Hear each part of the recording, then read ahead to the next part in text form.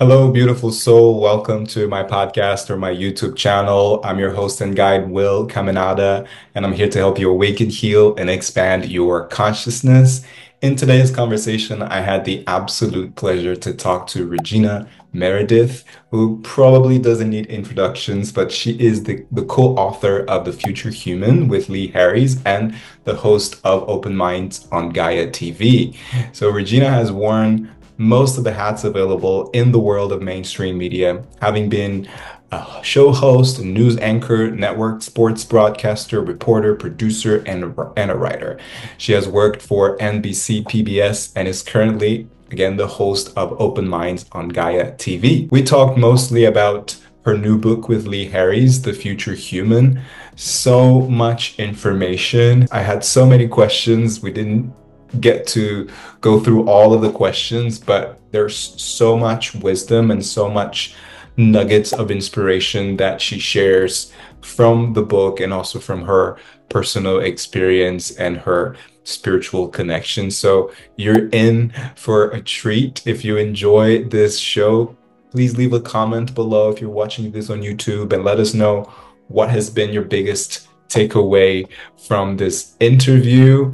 And I hope that you enjoy the show. And if you do, please hit the subscribe button, leave a comment, a review. Also share with that one friend that will benefit from this, from the information in this episode as well.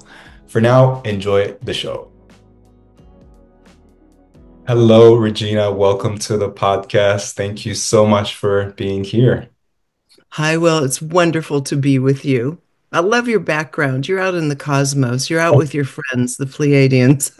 Thank you. You're part of the team as well. A pleasure to connect with you, and congratulations on the book, The Future Human, with the equally wonderful Lee Harris. Yesterday was actually the Yesterday launch, was our right? release. Yes, Uh, I forgot. We were both so busy. We kind of posted here and there and did everything except connect with each other. So last night around 10 o'clock my time, oh, Leah, I'm so sorry. I totally forgot to say congrats, to both of us. And he just did the same thing this morning with a long text about it. Not text, but voice message. He's over in Paris right now. So, yeah. Amazing. That's amazing. And just before our interview, I saw that you had a YouTube video on Lee's channel, and it was an interview, and you were talking about it. I didn't get to finish it, but your voice is fresh in my mind because I was I watching think it. that I think that just came out today. I Yeah, haven't seen yeah, it myself. I was in his studio and he was interviewing me about the book, and it ended up in a conversation, and we brought the Z's through too. So I think that's through his portal. Yeah. yeah. It was amazing. And so I'm curious, how did the idea of this book came about? Because I know you're friends with Lee, but how was the idea to come up with this book came about? Okay, so we all know the state of the world right now. We know how people are feeling, and one of the feelings many people are left with, it's because it's kind of hard to keep your own boat right when you're surrounded by so much bombardment of just data and negativity, honestly. And a lot of the messaging, including from the quote new age, it's new age is old age now. I don't We can't even call it that. Alternative media community, oftentimes it's quite frightening and also very discouraging. And so Lee and I were friends, right? And he had talked to me a while back and said, we should do something together. And we were just playing, and I said, well, let me know when you feel like it. We're both busy, and so we were both going to be in England. I was going to be in London, and he in Windsor. And we decided, hey, this is the perfect time. We're close enough to each other now that we could actually get together, spend a few days, and do a project, because he had spoken to me about doing a book at some point. And we agreed, yes, this is the time. Let's do it. And then he asked me, he said, you're the one that asks all the questions. I'm the channel. What would you like to do this on? And I think he trusted me because I've interviewed the Z's several times on Open Minds. And So I said, let me think about it. I really wanted to go. I didn't want to waste this opportunity of this collaboration. So I got back to him in a day or two and I said, people are afraid we don't even have a future. And I know we do because, as you may or may not know, I have a soul group that I'm part of that I've been communicating with for 4 decades. And so I've gotten a tremendous amount of information from them over the years about the future. And I knew that we were not only going to survive, but that we were going to more than survive. But to have a contemporary conversation with Aziz about it just seemed the perfect thing to do. So that was decided. Went into deeper meditation. He loved it. Went into deeper meditation and started. It comes pretty quickly. Once I go into a slightly altered state, the questions start just flowing in. I mean, I can write scripts really fast when I'm in the zone, and that's what happened. Was I just wrote these chapters and questions that came out quickly, and that became the framework for the conversation. So it was I think divinely timed. There was a delay in the book of a year, which we hadn't anticipated. But honestly, we were both saying yesterday to each other, the timing I don't think could be more perfect because some of it is already proving out. Yeah, yeah. Divine timing. Yeah. Mhm. And you just answered my next question because I was curious because I know you work with your soul group. That's how you call it, right? So my question was, did you channel these questions? Do you feel like you've channeled these questions? That's interesting. I don't particularly perceive myself as any kind of channeler, but then that's because I'm so kind of old school about channeling. The woman in our soul group that did the channeling back in the 80s and 90s, it was so profound, but it was completely different than what I'm seeing today. She literally had to move out from away from this dimension, and there was a process, and it was very specific, lots of geometry involved. She had to move out and away from here to meet with our group, the main being. And so I had the pleasure of being able to ask of these beings everything about the cosmos, the origins of the human species, the earth itself, future healing technology, you name it, whatever my curiosity could come up with all those years ago, I had access to that information. And to me, it's still, I hold it so dear as some of the most profound information I've been exposed to this date. So that really gave me such a broad framework of metaphysical information plus my own experiences with them. So I do communicate with them and I communicate with my higher mind, my higher self. But it depends on the situation. I have kind of crazy guidance. Yeah. If it's something where I need to go find something, my friends make fun of me and roll their eyes and slap their foreheads. If I need something, I'll get a picture in my head of the storefront. I'll go there, and usually it'll be right there and on sale. So, because I don't like shopping, for example, that's one type of being that works with me in that way. So, yes, I bring information through, but who it's coming from depends entirely upon the level of the information needed. And oftentimes, I would say, in a situation like doing this framework for the book, the questions, it's a combination of me tapping into my higher self in communication with the guides. And it's very hard to distinguish the two sometimes. Yeah. And I feel like this is um, the way that the process of channeling is changing as well. Like when you think about channelers in the past, it was almost like they were possessed and they really come out of this dimension. And I feel like more and more channelers are being more embodied and more present in their bodies. And I believe, and that's what the Pleiadians say too, is that in the future it will be more unified. It's like you said, like Yes. connecting with your higher self and maybe something that feels mundane, you're channeling that information, and it's becoming more, yeah, more unified. And I think that's kind of the basis of unity consciousness as well. Yes, and the consciousness that the Z's speak about prominently throughout this book, the whole book really is on the shifting consciousness and the ways in which it affects each aspect of our lives, our bodies, our futures, our institutions. It's all consciousness. And as you noticed in the book, in the very first chapter, it says consciousness is in control now, and it'll feel as though your mind simply can't keep up. And arguably, with the amount of data thrown at our brains, if we're on media a lot, that would be very true. And so, with the consciousness shifting as it has, even in the last 40 years since I started on this with my soul group through the channeler named Linda at the time, it was very different frequency at the time. You know, that consciousness, that frequency has changed. And I think it has made it much easier for us to tap into and access our guiding forces and also our higher selves. And a lot of times I think we can't tell the difference between the two. And my feeling on it is that it is about the quality of the information. It is not about who has given it to us per se, because that can be very confusing depending on what we've read, what we like, what we've watched, what our lens is. We can interpret it to be, oh, I'm channeling so and so.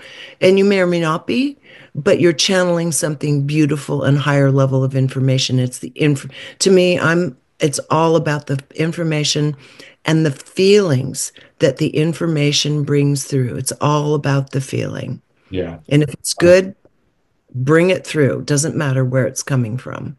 100%. I agree. It's that heart's resonance, right? Yes. And we're going to talk about the heart energy in Yes. a minute. The book is split into 6 parts. Mhm. So what I did, I came up with a couple of questions for each part. I don't know if we're going to have time for all of the questions, but we'll just go with the flow. And so the Z's talk about this shift in consciousness, and there's a part that they say that we're giving this idea or myth that we live in one world and we're sharing Yeah.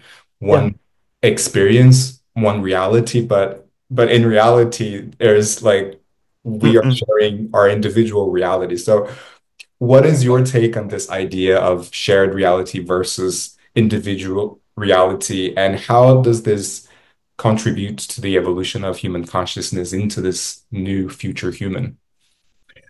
Well, again, to me, that is, I really like the mechanics of how mind, and mind by mind, we're talking about the entire complex of all of the dimensions and aspect of mind that create us as a personality that we are in this moment.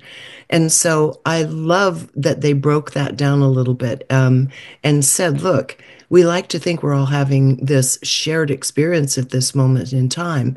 And they said a lot of the things that we will find difficult, challenging, even tragic during these chaotic times, they've called them times of chaos. We all know this is happening. They said till roughly 2033. So as this is occurring, which we all signed up for, as I am want to say, we do not, no one can stuff a soul into a body. It's just a simple mechanical fact. No one can stuff a soul in a body, so people are not involuntarily incarnating. That's not how it works.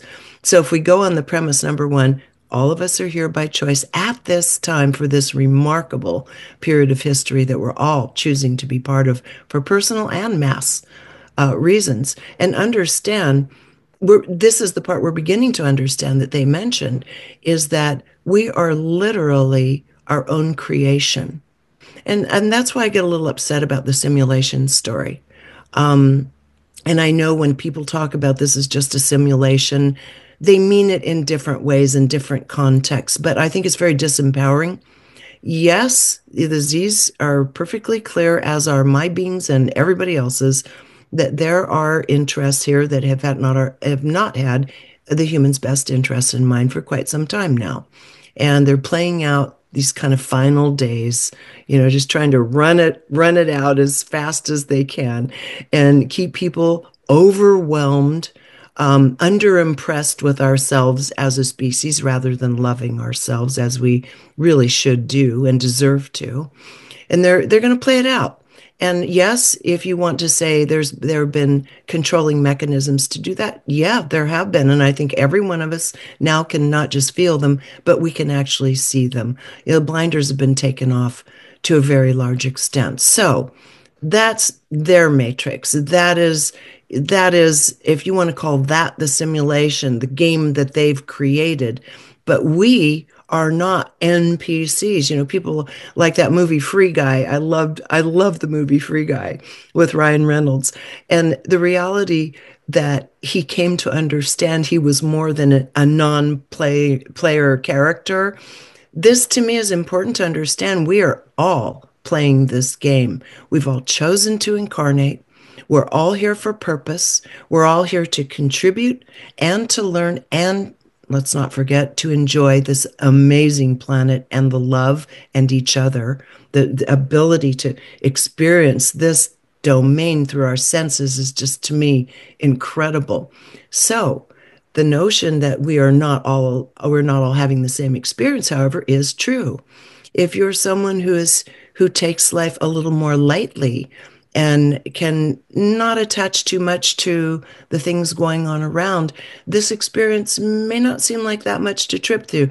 You might have some inconveniences. You might lose a job along the way. Maybe your job has been eliminated. These things are going to happen, but it might not be soul crushing to you. Or for someone else, because of their collective history within their own aura, within their own subconscious mind, this can be a devastating thing because it takes away their sense of security.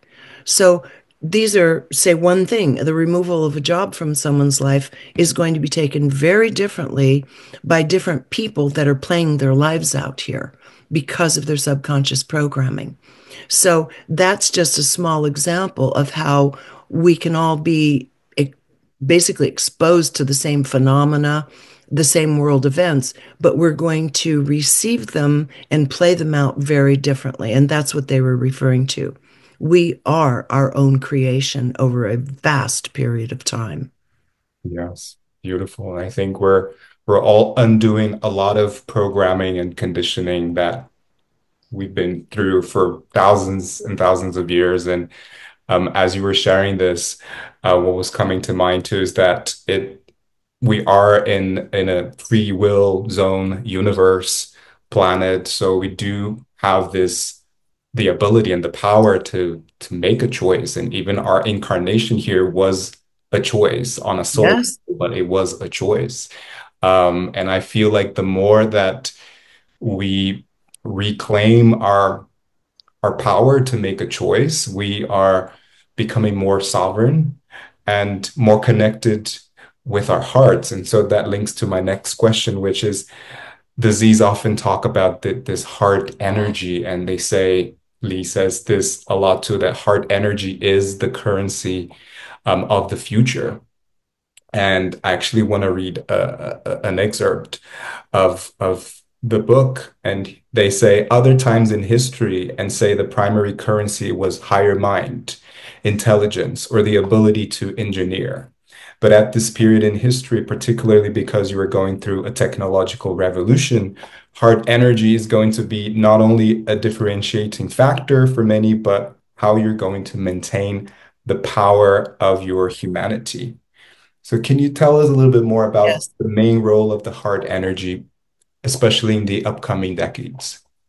Yes, thank you. And that's one of my favorite parts of the book, right there, because they go on to say that this is the very thing that will differentiate us from the most sophisticated AI that will be coming online.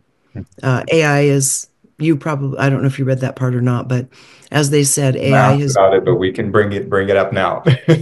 Yeah, AI's been here many times before. It's been throughout the universe, on other planets.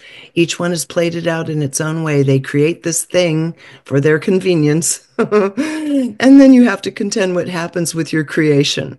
And we're in that place right now where we're having to make really critical decisions of how engaged we want our planet, our life, our systems, our kids to be with the world of AI. But that said, and that's an individual choice, the heart energy that this particular human species is now expanding. And when they say expanding, they mean we're actually going to be running our mind, our intelligence through the heart, and it modulates things in a very beautiful way. And this is something that other species throughout the universe are watching. We are an incredibly unique and interesting species in that we're a hybrid. Like, you know, this, everybody knows we're hybrid. And some people are ultra pasteurized hybrids on top of hybrids, so to speak, but we're all hybridized. We're here, we're organic form, but we have been blended with this higher intelligence, and it can come from any variety of places throughout the universe.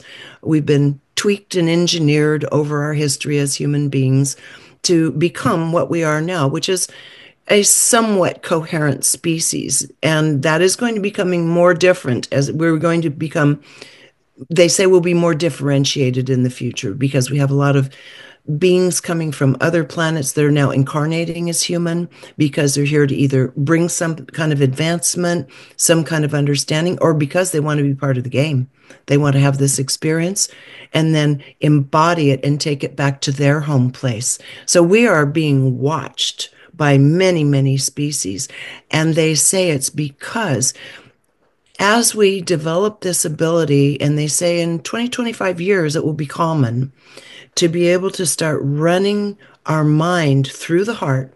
The heart can clock events quicker, but it's nanoseconds, but it clocks events quicker than the mind, even more than nanoseconds. And I've seen this with my own eyes in experiments with electrodes on both. So our heart is clocking everything going on around us, but it does not have the filters and programming of our conscious mind. That's what's so beautiful about it. So after speaking with them about this and giving it some thought, I started playing with the idea, thinking we can just start on that now, if we're not already doing it, on a conscious level. And whenever I would do little presentations or even in some of my interviews at Gaia or commentaries, I'll have people do something very simple, just to think of something as kind of annoying, just annoying. You know, things didn't go right. You know, and then after you do that, take that thing, just have it in your mind. It's going to be rolling around up here and maybe even in your stomach. And you just take a couple of breaths with that, couple of breaths, and then you drop it down, consciously drop that thought right down into the heart region. And you start seeing something happen. That thought transforms into something else. And usually you will find what happens is it softens. Whatever judgment was in it starts softening or dropping away. There's more acceptance. There's more compassion. It does what the heart does. So when we start running our experiences through the heart, we're going to come up with a gentler, more intelligent species. And that's what they're saying. That's where we're headed as this compassionate, beautiful species who's making their life's decisions really more through the heart than the mind in the future. That's where we're going. And you can start doing it now, experiment with it. Reading headlines, for example, you know, so much is so salacious. Don't get me going on that. All the salacious stuff, and you think, but is there a kernel of truth in it? First of all, the heart's not going to interpret data. You know, the brain is still, that's what it does. It crunches data. So if you want to do your research, do your research. But the impact of what that statement has on you, the truthfulness of it versus not, your heart, even your stomach, can tell you the truth before your mind will. And so to start playing with what they're talking about throughout this book, I think is important. And it's fun. You can kind of find it really trippy. You'll surprise yourself at how transformative the process is to a previously kind of low quality thought. Yeah, yeah. I love that. And you use the word coherence, and I feel like that's what we're doing. It's bringing coherence between the mind and the heart and the Yes, body as well. And so this yes. is my next topic because one of the part two of the book is the evolution of the human body. And Mhm. so how is the body going to evolve in the next few decades according to the Z's? So we're talking about having that coherence between the mind and the heart. How is that going to affect the physical body? And how important, that's a second question, how important it is to be in the body, like to nurture and take care of the body, the physical body. Well, we have chosen as souls to incarnate into these third, arguably going into the fourth dimensional physical bodies for purpose. What we can do with these is phenomenal, but the ability to sense through the body for truth, for pleasure, for nurturing, to be able to heal one another. I don't know about you, but I love that. I use my mind and I use my energy if I need to help someone. And to be able to just use our mind in connection with our hands to project this energy and create healing. This vehicle is extraordinarily finely tuned. We're just a gigantic tuning fork. And to be able to have our love, compassion, intelligence running through this tuning fork is a privilege that many, many, many species throughout the universe don't have. And in fact, many of the people that incarnate here who have been more disincarnate entities previous to now do it because they want to know what this feels like, just like in the beginning with the human species. The beings that inhabited these bodies wanted to know the experience of living through the physical body. And so it's a privilege to do so, even if we think it's a burden. But it's so we already know we don't that's not even open for debate anymore. The quality of our thoughts, the quality of our feelings will impact how our body handles life, wellness versus disease, and aging. So, just as you brought up so astutely a little bit ago, as we start embodying this, just imagine if you're running your thoughts through the heart, and the heart becomes the modulating factor, and we know it's going to take it to a more generous and softer outcome for that thought. Just feel the effects of that on the body. When you do that little experiment I talked about a bit ago, notice how it feels, how your body feels a little wound up when you start that tiny little meditation. And then once you bring it down in here and that thought starts transforming, watch how your body's feeling. You'll feel you can breathe easier. Everything, your whole diaphragm, everything starts opening up. So, that freeing of that stress and tension from the body is going to be a critical point of how we age. And as you noticed in that chapter, we're going to be living, and it's not that far in the future. I think we're only looking at maybe a couple of generations, two, three generations. It'll be ordinary to live to 120, 130 years old. That will be your average lifespan, not 85 or 90, whatever it is right now, depending on the part of the world you're in. So you can see it, you can see just thinking about it, you can tell that embracing the world and our lives through the heart is going to allow our body to breathe and heal and take in finer energies. And we will be taking in finer energies in our food. Right now, they're very clear. Do not judge yourself or each other about how you're eating. Some people need animal protein just to stay on the earth and stay grounded. Others don't need it at all, and they can start flying on juices right now. And the diet in the future will be much, much lighter. Animal proteins will go by the by pretty much in the future because they won't be needed. Different agreements will be made. And so we're going to have a lighter, more plant-based, probably a little bit more liquid diet, which I was shown years ago from my soul group, more liquid diet. And they did say, if you want to see how we live with within the body and in close harmony with nature and the planet, they said it's not far off. Might not be, the colors might not be as vivid and the characters not quite as creative, but it's not far off to look at the movie Avatar Mhm. and how they live in their environment through their bodies and the vitality and health. They're a little taller. We're probably going to grow in stature again. Some of us were very, very tall once upon a time, and they said it really didn't work that well for the consciousness on the earth at that time, and that was tailed back too much, restricted too much, and those limiting factors are going to leave, and we're going to probably be a little larger in stature and quite vital. I mean, what we have to look forward to is beautiful in terms of what happens between our body, heart, and our mind. Yeah. You just answered my next question, which was about food and diet and if Yeah, that's going to change. So we're telepathically we are. communicating. We're jiving. I love that. Yeah, and I feel like because we've been living in we have this linear mind, we tend to see things separate, like the body is separate to the mind or to the heart or to the emotions, but really it's all interconnected. And once you start expanding your consciousness and being more in touch with your spirituality, with your spiritual self, then the body will also expand and evolve and communicate with you. And I see so often a lot of especially star seeds, light workers, they want to have the altered states of consciousness experiences, but they are not in the body. And it's actually the more that you're in the body, the more that you nurture your body, the higher you can go, right? The higher you can travel in terms of your consciousness. Yes, if you're going to experience the fullness of life on earth. Yeah. Yeah. Yeah. And And like, we chose this place.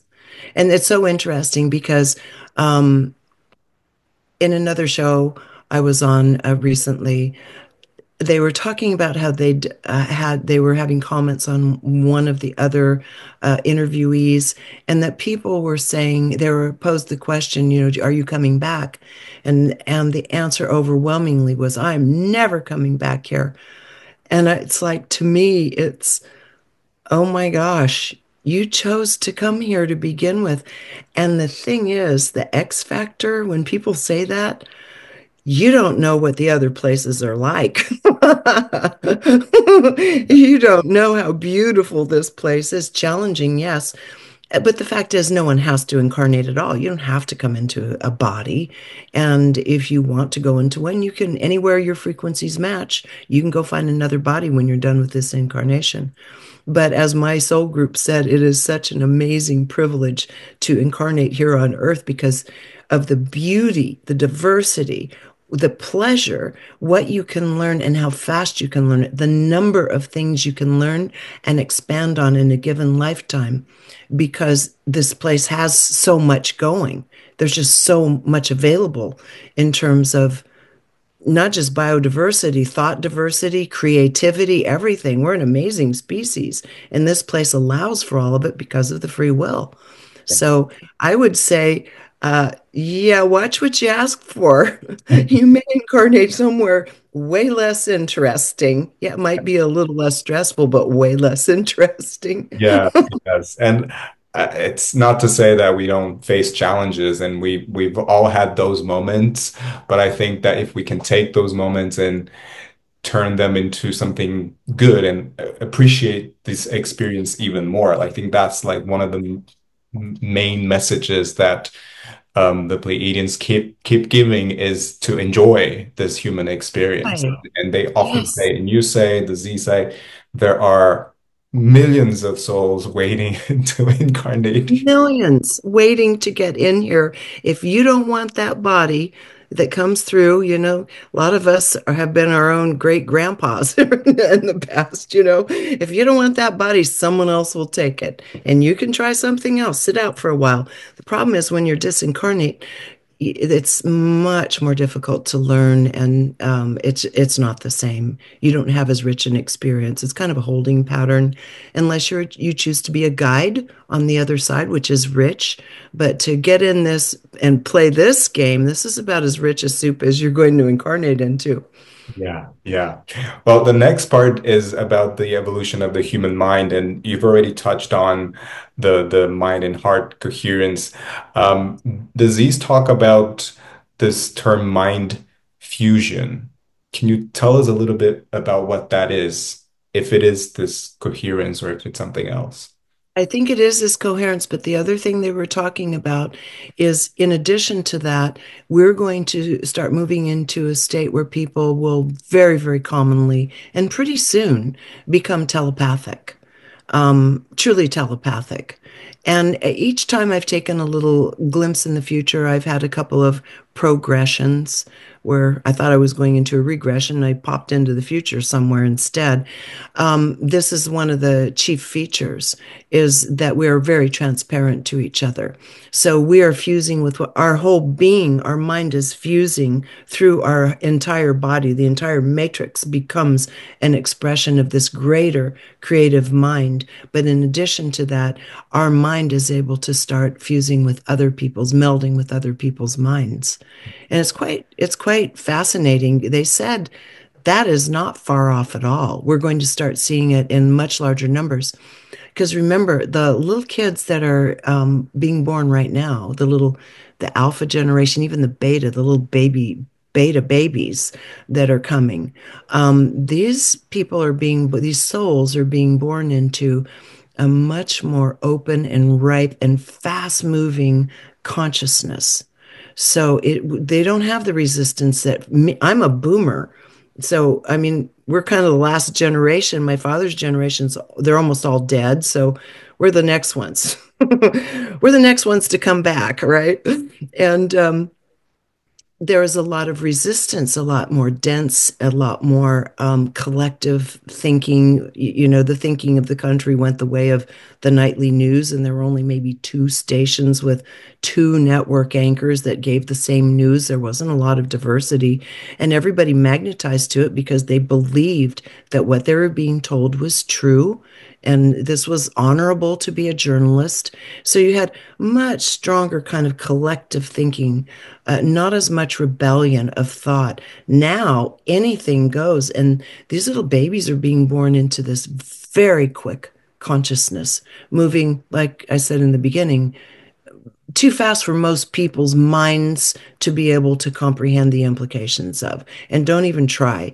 Use your body, use your heart, run it through there, and you'll be able to feel more what the implications are. So, yes, this fusion of complete mind with body, higher mind, lower mind, conscious fusion, because I asked them specifically about that. That's a big deal. Right now, most people aren't even aware they have a higher mind. They just think they have a mind. They think this is the mind, which this is, in fact, the lowest functioning aspect of the mind. And that's about all we use for the most part, day in and day out. So once we start listening to that other part, and I studied Hermetics for many years, so I like the parlance of it. They kind of break it down into the complex of the higher mind and soul. Those work together. The soul is the soul. That's permanent. That's always. But the higher mind comes and expresses itself throughout our incarnations. And that joins with the subconscious, which is a collective. It's just a library. We think, oh, my subconscious mind, it's a demon. No, no, no. The subconscious mind is there to keep you alive. That's it. It's there for your survival. It tracks and remembers everything from every incarnation that's ever happened, where you sense danger, where someone that looked like that stabbed you maybe 5 lifetimes ago, and you don't like that person and don't know why. It's only clocking all of this to keep your physical body alive. It is about survival, nothing more. And that part, as your library and protector, joins with the higher mind soul complex. The only part that dissolves and dissipates is the lower mind personality, that what we call an ego, which is simply doesn't, ego's misused. Ego is simply your collective identity in a given lifetime. Everything you've ever been, known, expressed is all here right now. Your will right now. I'm Regina right now. So the personality, lower mind part of it that makes these little decisions, that part falls away. But you can see the practicality and beauty in it. The higher mind and the subconscious move forward together. So you always have the expression of both. And what we want to do ideally, it's like the Z said, there's a place for fear. It is emanating from the subconscious mind generally. There's a great deal out there, particularly for anyone who engages with media, including alternative media, that's creating fear in people. Now, that's not good. That is creating a state of chronic fear. That's very bad for the body. It's having you release hormones that you don't need to be releasing. It's aging you more quickly than you need to age. But fear that is acute in response to potential trauma is totally appropriate. If a car is coming, get out of the way, run, jump. But that's all the fear was supposed to be for. And as my own guides like to joke, and they're not funny. They're pretty austere, but every now and then they try to crack one. It was cute. And they said, no, the conscious mind was only there to keep you from bumping into things. And I thought, how appropriate. So if you look at the part that's supposed to keep us from bumping into things, took over Yeah. Yeah. because of the systems in place that have kept people in fear. Yeah. Fear is, if there's an enemy, chronic fear, not fear, chronic fear, induced from the outside, that's the enemy. Yeah. Thank you so much for sharing this. I loved it. And as you were describing, I feel like you're describing the future human and the multidimensional human as well, who is aware Yes. of all of that, doesn't judge. And yes, if you need to get out of the way because a car is coming, or if you need to book a flight and be there at that time, the ego is important. Run to the gate. Exactly. So that's beautiful. And you also touched already on the AI, but because you've just brought up the fear element, I just wanted you to talk a little bit about how we can handle the development of AI, because fear is something that's important, right? Well, the one thing that they said, well, they said several things. I already mentioned one, that it's been here before. We've had advanced cultures on this planet before. I think most of your viewers are aware of that. And it's here again. But they said never has it been present when there's been such a mass of people, such a large population on the planet. And now, with the manipulation that goes on top of it, it's tricky, it's dicey. We have to be careful. But they said the best way to engage with it is do not fear it. It only brings more fear. Yeah. Very important to not fear it, but be highly discreet in how you choose to engage with it. We can all put our 2 cents worth in on that. But if you're using it to replace your own creative abilities on any level, probably not a good idea. You'd be better off getting a B in the class. If everyone else is using AI and crunching it, it will be discovered very quickly because their papers are all going to look the same. So better to back off and do it under your own steam. And I think it's really important to keep our children's creativity engaged and their desire engaged. Joy, desire, creativity. That's what kids are all about. That's what drives them forward in life is their desire and their joy. And then to crush it by allowing AI to step in and then take over the creative process, I think that would be a massive, that's me speaking. I think the Z's actually agree with this. That would be a big mistake. So they say, don't be afraid of it because it's going to do some amazing things. Being able to model future type of scenarios that we can have technological advancements and breakthroughs in for medicine, for environment. They said AI is going to assist us in a beautiful way.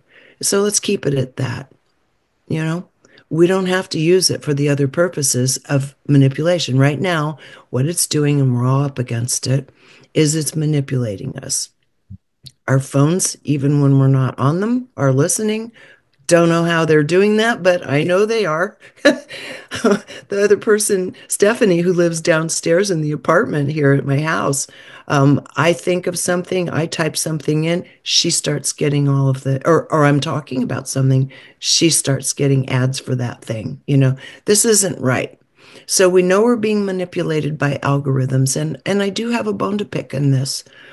Our own community, all of the podcasters who are trying to bring beautiful information forward that are supposedly, charged with helping heal and advance the species, are buying into the old paradigm of competition and fear. And that's how come we're getting all these creepy headlines by the same AI programs and those distorted faces that come up like the end is near, and the faces are like, and the thumbnails look like they're horrified. It's like, I'm not watching that. I'm not going to do this. I appreciate that. So, I mean, I won't watch any of it now. If they're doing those creepy headlines with the black on yellow, exclamation points, all of it, I'm out because it's like the boy who cried wolf. Yeah. Everyone's doing it. It all looks the same. And It's like just a blur. bringing the headlines from the newspapers into a spiritual space, right? Oh, this is not good. It's lowering frequencies. And the argument is, yeah, but if I don't do it, people won't watch my video. Well, I would say let's have some courage and try to do the opposite. Bring something beautiful, something so beautiful and enticing that it actually looks different than everything else. And have the courage to do it for a little while and see what happens. See if people find their way to you through resonance. We're not supposed to be buying into that competitive, fear-driven paradigm that the evening news is based on. And I know because I was one of them. The whole if it bleeds, it leads, that's exactly what we did, which is why I got out of news. We're not supposed to be selling blood-soaked headlines. Yeah. And so it's up to us to break that and go back to beauty and grace and honesty, because honestly, it's hypocritical. Yeah, yeah, I agree. And it's about co-creating a new paradigm. And Yes. in a way, if you choose to be a light worker, a light leader, also educating and training people to see differently, to behave differently. Yes. Yes. Absolutely. You have to match the expression, the outer expression has to match the inner expression of what we're here to do. Right? So anyway, that's me on my little soapbox because that's how we're being manipulated by the media, by algorithms and AI. And all it's doing is creating a blur of salaciousness that I personally won't even open up and engage with any of them now. I just don't watch them. Yeah, yeah. So very important to not fear and going back to the heart energy as well, to Yes.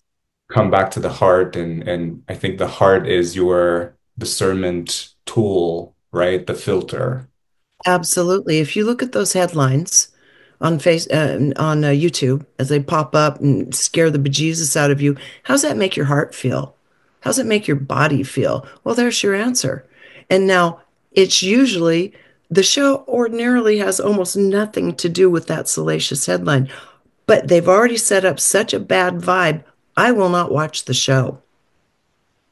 I'll find someone who shows their beauty up front. We'll watch Open Minds. Well, yeah, that's one thing I have to say. The founder of creator of Gaia TV is very adamant that there is no commercialism, no advertising of any kind, and no salaciousness and no ugliness representing the shows. He and I are in absolute alignment on that. I couldn't agree more. So now, I mean, it seems so old school and retro, but you know what? That's going to be the new thing. So pendulum has to come back. Yeah. Beautiful. That's a beautiful partnership. And my next theme is relationships, the evolution of human relationships and gender.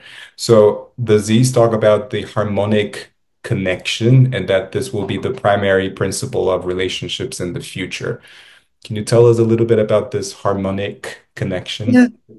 Yeah. Rather than like going to a bar and slamming down a couple margaritas and having some chemicals flow, they said that's not how it's going to work in the future. That's my So if present. you want that kind of fun now, go for it now before we change. But they said in the future, what happens is we actually are looking for a number of points of harmonics between us so that we have sustainable relationships with other people. And it can look like whatever we want it to look like. But obviously, as we've already spoken of, all of the considerations, it won't be a list, you know, you're writing the list. Oh, he has this, he has this, he has this. I'm not a list person, but I know many people do like to write lists, and the person that they're going to be with has to tick off all the boxes. It's not that. It's not I want this out of this person, I want this. It is, and they said they use the number 8 to have as many as 8. It can be fewer points where you are in harmonics with one another, such as you both love nature, you both love animals, you love your dogs, and you have certain kinds of passions that align and that allow you to really feel easy and harmonic around one another. You're not fighting each other, you're not feeling left out like, oh my God, why did this happen? Turns out we don't have anything in common.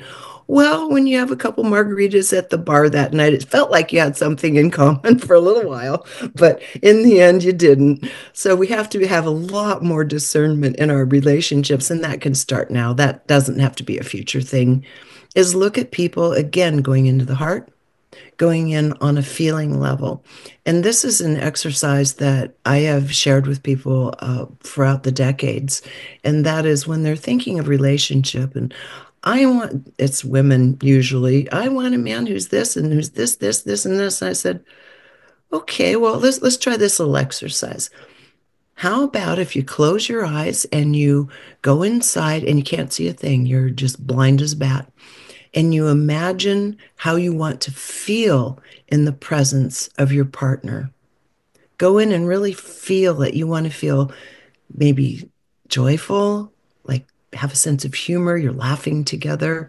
Maybe you're cuddled up next to each other, having a cup of tea or coffee on a Saturday morning, joking about something, and how that feels in your being, in your entire being, your body, your mind, your emotions. That feeling is more important than your entire list. So that essentially is what the Z's are talking about. We're going to go on harmonic feelings. And that way we actually have something that can sustain itself and, really be richly satisfying to us. And, if marriage is still around, we shouldn't have such a high divorce rate by then. I'm guilty of that a few times, by the way. As the yes woman. Yes, I would like to try that. I'll try anything. Yeah, well, welcome to the human experience. Oh, yeah. I have a few more questions, and feel free to be more succinct. But I think they're really important.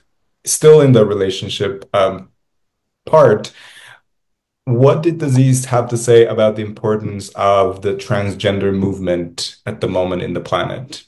Yeah. So this was an area I initially started asking them about it because we were talking about institutions at one point. And I had it in my script to ask them about it, but it was kind of flowing from what's going to happen with our institutions as we continue to have population decline. And they said, well, because that's my understanding and what I see. And they said, yes, we are in population decline, especially over the next 10 years. And I said, so all of these institutions we have will no longer be able to support us because we don't have a young growing population that would be contributing in these standard ways of institutions, paying into social programs, like through Social Security tax or whatever. And so then we got into the whole subject of procreation. And I said, and that is changing. It's changing socially. It's changing because of algorithms and the availability of porn, VR goggles. There's a lot of demotivating factors to be with someone, get to know them, and have a relationship that becomes physical. That's not as big a deal as it used to be. Um, so what happens then? And I said, and what happens when we start looking at our sexual roles differently, such as transgender? So all of this started moving into this subject. And they said the transgender phenomena is very interesting to this point in history because many of the beings who have chosen this path have done so consciously. They chose before birth to come in and make this decision. And it was very courageous of these souls because it wasn't going to be easy. And you can imagine that. And to come in and begin breaking down our perceptions of gender. And that it was important that we stop looking at things so black and white. You have a ballerina and a football player. Okay. That's not true. We are all a blend of masculine and feminine energies inside us. And that dynamic shifts with every person we're with.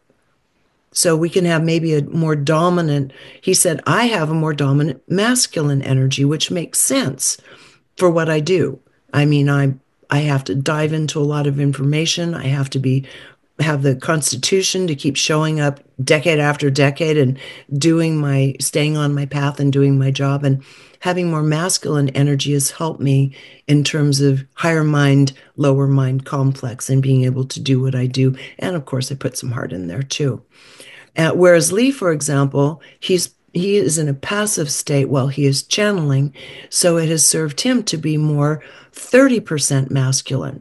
Even though on the outside he's very masculine and I'm very feminine on the outside, and through a lot of our preferences and likes and such, I mean, I tend to be kind of uber feminine in certain ways, but the way I show up, do my thing in my mind, I'm more masculine according to the Z's. Okay.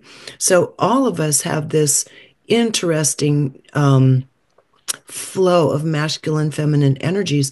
And why not? I mean, when I was a little girl, I only wanted to, and that's probably why I just wanted to go out and do sports and kick the balls around and ride my bicycle.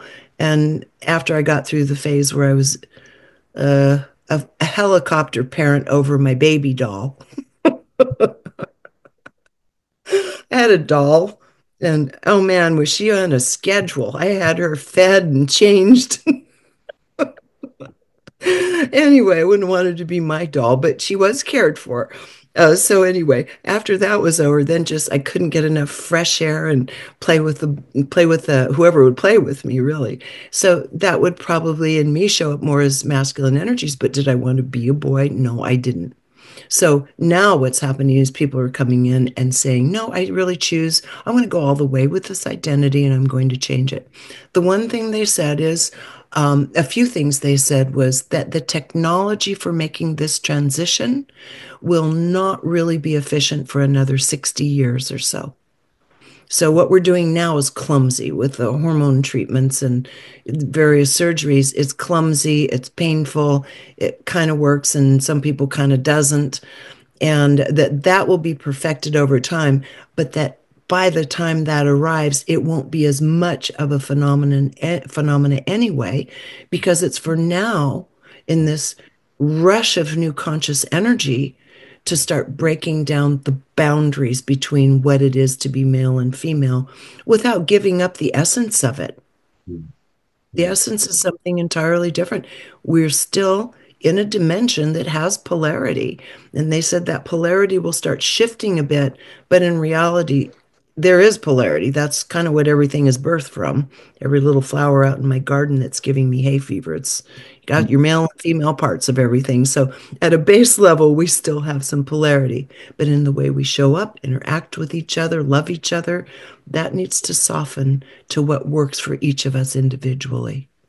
And do they say whether this movement is going to end at some point in the future, or is it going It's to? not going to, it sounds like it won't be quite as prominent in the future from what I was able to ascertain from what they were saying, it won't be quite as prominent. It won't need to be, that point won't need to be pushed so far. You'll be able to be in a female body. And if you want to be like a man, love like a man, dress like a man, you can do so without having the physical changes.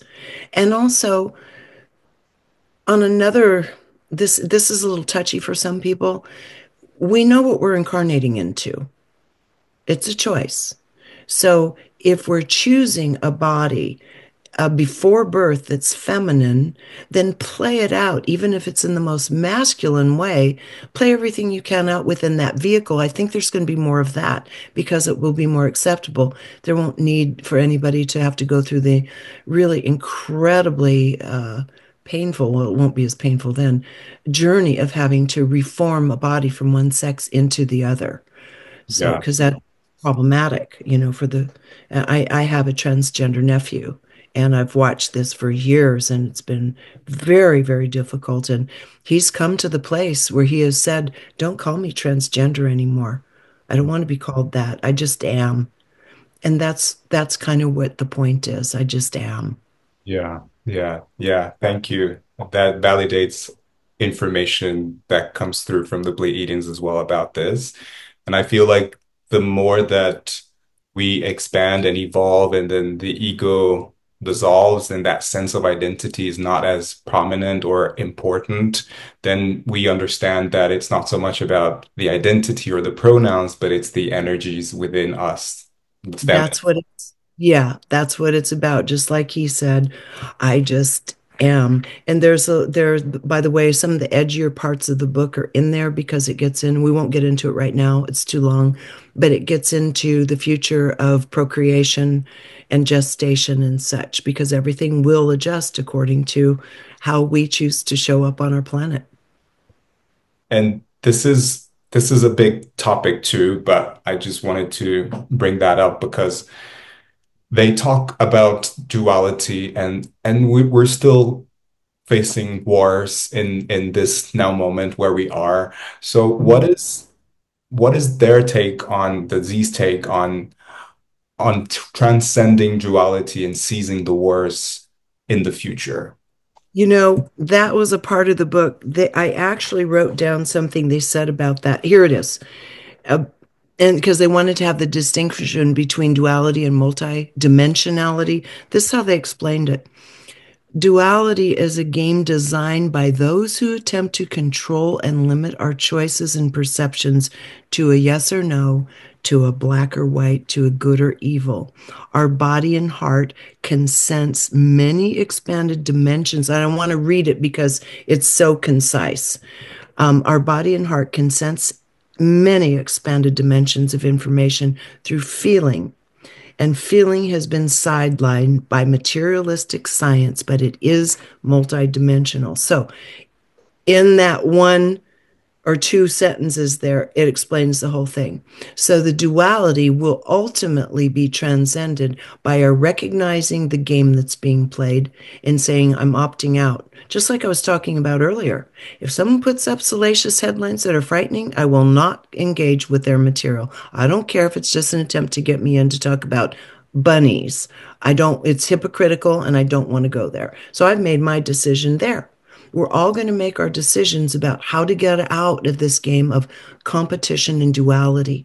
And so I thought they expressed it so beautifully, and they reinforced the point that I feel is so important, that materialistic science, scientific materialism, has marginalized the feeling. They can't even explain the dimensions of sensitivity that this tuning fork has. So, of course, they're going to marginalize it. The man that wrote the book determined something called Determined Life Without Free Will or something, Dr. Robert Sapolsky. In the first 50 pages or so, the subject of consciousness came up and he said, consciousness, what's that anyway? So he was looking at us as nothing but the subconscious, nothing but a program that has been that is predictable in how it's going to play itself out. And in many senses, there's truth in that. We do. Our subconscious does repeatedly play itself out when a stimuli comes along, but we don't have to have it that way. We can take a beat and say, no, no, just give me a minute here. I don't choose to respond that way. That's up to each one of us. And in doing that, we're breaking free of duality and we're allowing our multi-dimensional mind, heart, body tuning fork to start stepping forward and bringing our truth in. Each one of us has our own truth. And so I think that was a beautiful part of the book, personally. Yeah. So it is. Thank you. At the end, I like to ask very quick questions. I call them fun and deep. So whatever comes to your mind, just fire away. Well, if it's fun and shallow, is that okay? Yeah, yeah, that's fine too. So Regina, what is your definition of love? Love to me is it's acceptance more than anything. It's just this field in my being. I can be with someone else and just be with them for who they are, and I can actually listen to them and be with them. So it's presence and acceptance. You might not agree with everything, but in that moment of presence, that's the best thing you can give someone else is your full presence and attention. To me, that is one of the deepest forms of love. Beautiful. And what brings you joy? Everything pretty much. I am Uh, I used to do a gratitude journal. I had to quit because I'd get up in the morning and I was writing about all the things I was grateful for and happy about. Then I started drawing pictures and then 2 hours were gone. So, the reality is there's so much that brings me joy that I can't even begin to enumerate it. Being here on this earth, I've said this before, having a salted caramel ice cream cone, dancing tango, being with my friends, little animals, even animal videos, even little talking puppy videos. So much makes me happy. I personally love the experience of being on earth. Yeah, yeah, I love that. And I love the ice cream as well. The Pleiadians always talk about ice creams. I Do love they? ice cream. Yeah. I love acai because I'm Brazilian, so we Oh, bunch of what acai. are those little, oh, I love those little cheese puff balls you guys have. What Yeah. are those called? Um, is it The the little rice flour and cheese, and they puff up yeah, into a yeah, little puff. yeah. What are those called? I think we call them just cheese bread. Cheese bread. Oh my God, that makes me happy. Yeah. Okay, this question might be a hard one for you to answer. Hypothetical question. Imagine all the books in the world were going to be destroyed and deleted forever, but you can save one book. Which book would it be and why? That would literally be impossible for me to. I'm a voracious reader. I've read so many books that every time I'm reading a book, I think, oh my God, this is the best book ever. And I tell everyone about it. But I've done it so many times, they can't all be the best book. So I really couldn't say. But you know what I can say? And I know it'll sound kind of cheesy. Okay. And I'm not meaning it as a sales come on. But this little book that we just did, The Future Human, I was gonna say is, it says on the front of it, and Sandy Sedgbeer said, without question, one of the most important books of our time. I'm not trying to be salesy, but it is a lovely guide to understanding where we're headed together and how beautiful a species we are, that it's going to have some staying power for a while. So, yeah, maybe that that. one for now. Maybe tomorrow I'll change my mind. Yeah, yeah. I knew it was gonna be hard, but I agree, and I feel like this book is going to be relevant in in in a few years, in decades to come. Like The Bringers of the Dawn, for example, which is a book that I love. And it was channeled in the late 80s, I think, and it's still Yes, so relevant yes, to this day. it is. And you know what the Z's told me when we turned off the recording at the end, when we were in the studio, and Lee and I were both so out of body. And these days we recorded, we were just out of it. He even got an a fender bender on the second day and said, I can't drive here anymore. I'm so out of it after this. And I was too, because we're both he's in a very altered state and I'm in a slightly altered state. So at the very end, we were done. They turned off the recording equipment. I said, so how will this book be received? And they said, oh, it'll be received well. But what's interesting, in 20 years' time, it's going to be really big, like in the masses, not just a metaphysical audience. And I thought, that means a lot of this will have come to pass. So people will be checking in to see what's ahead. So, the Z's are good. I like working with them because they are good and what they have to say does pan out. So I'm going to assume. I was joking with Lee. I said, "Oh my God, I'm already a boomer." So by the time this book hits it big in 2043, I guess I'll be grateful to have some residual income to get a new walker. He said, Uh, Regina, by then they'll have technology where you can just attach some wheels to your yeah, body. you'll be leaving by 132. What is one thing that people might be surprised to know about you? Ah, well, let's see. I'm blind as a bat and I actually enjoy it. Most people think, what is wrong with you? I spend most of my life not being able to see much of anything. My vision's horrible. And I don't even bother putting on any corrective lenses until I leave the house. But what it is it created for me growing up this way, this incredibly beautiful internal world that allowed me to play to my heart's content. So I couldn't see anything more than what I could draw. So I loved art and drawing art. And so my imagination is free. And also, Monet and Renoir were pretty blind too. And you can see the effects of their painting. Well, that's what the world looks like to me. It's soft and it's has soft edges and it's beautiful and I love it. Yeah, and I guess it enhances your other senses as well, right? Yeah, yeah, to an extent, it does. Hmm. So that's just a superficial one, but yes. Great. And last question is called Three Truths. I didn't come up with this question. I borrowed it from Louis House, but I love it. So imagine, again, a hypothetical question. Imagine that many years from now, many, many years from now, you're about to make the transition into the spiritual realm, and all of your books, all of your shows, everything that you've created are going to be deleted.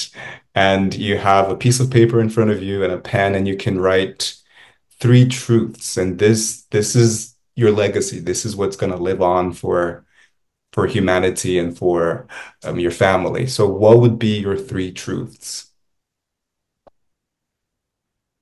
To never forget that these bodies and lives that we incarnate into are an incredible gift, that we are an incredibly beautiful species with the ability to do random acts of kindness, incredible creativity, love. So I would say never forget, don't let anyone make you feel less than. You're beautiful. You're courageous just for incarnating into this beautiful life. So to never forget that. Um, Number two would be, it sounds like a bumper sticker and a cliche, but to know that your world is your creation. I said this at the beginning. The quality of how you choose to run your mind, your imagination, your emotions, and that's why running it through the heart is going to be so wonderful, does turn into the collective of who it is to be you. So not to think you inherited these genes, so this is how you're bound to be. Forget about all of that and know that your life is truly, and I mean in a quantum physics point of view, not just metaphysically, that your life is truly your creation, and to remember that. And then on top of that, to remember that this incredible life with five senses and a physical body is here to be enjoyed to the max.